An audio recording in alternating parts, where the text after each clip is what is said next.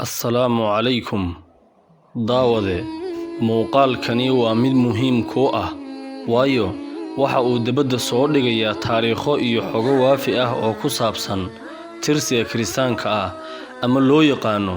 Gregorian Calendar waxaana aynu ka eegi doonaa dhowr dacal dhinaca koobaad cidii ugu horeysay oo taariikh u dabaaldegtay adduunka waxa ay ahaayeen dadkii deganaan jiray Babylon caasimadda Ciraaqdii hore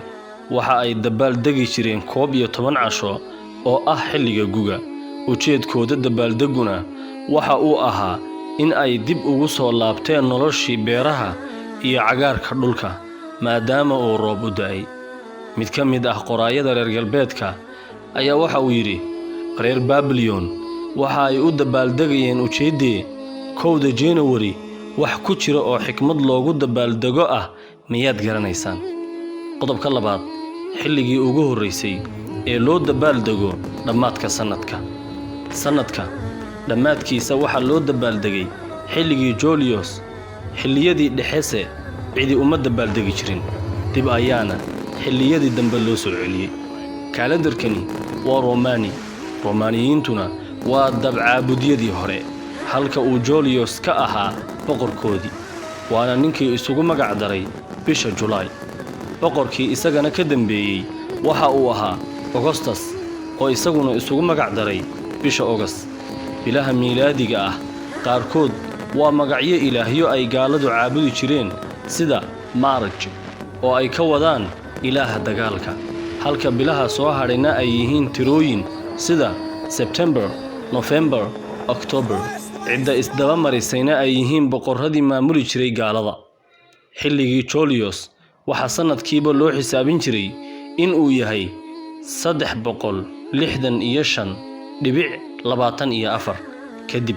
waxa la ogaaday in tiradaasi ay khalad tahay oo ay keenayso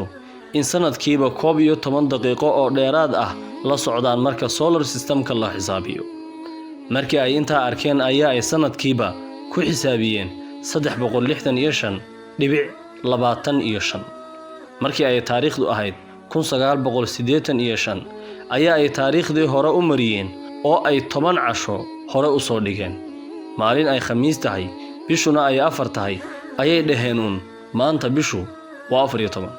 waxa arinta diiday oo ka soo horjeestay Ingiriiska oo 200 oo sano diidanaa